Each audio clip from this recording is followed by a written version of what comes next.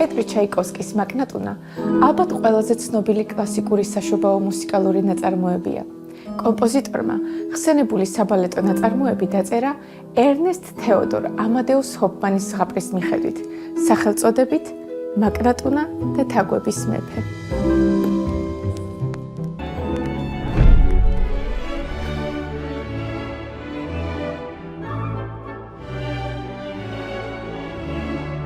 ეს არის ამბავი კაკლის სატეხ უშნოთო ჯინაზე, რომელსაც ნათლია დროსელმაიერი, მარის, თავის პატარა ნათლულს, საშობაოთა ჩუქებს, გოგონას მთელი გულით უყვარდება სათამაშო.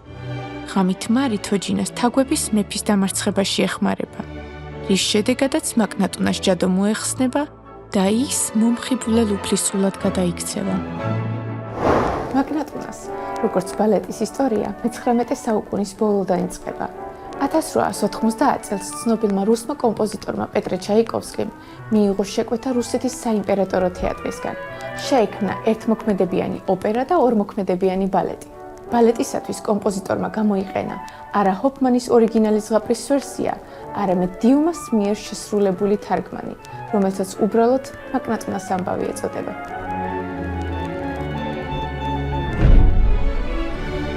1886-1890 წლებში ჩაიკოვსკი 5-ჯერ ესტუმრა საქართველოს.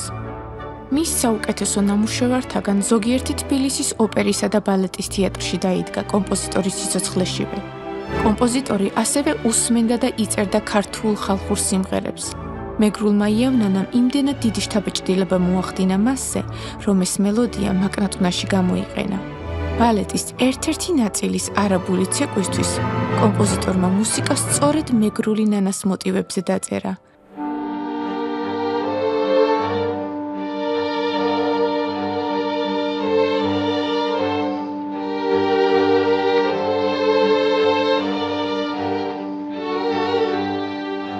მანამ სანამ მსოფლიო გაიცნობდა მაკნატუნას, ის უკვე ცნობილი იყო საქართველოში. ბალეტი 1900 წელს დაიდგა თბილისში. ამას მოჰყვა გედების ტბა და მძინარე მზეთუნახავე.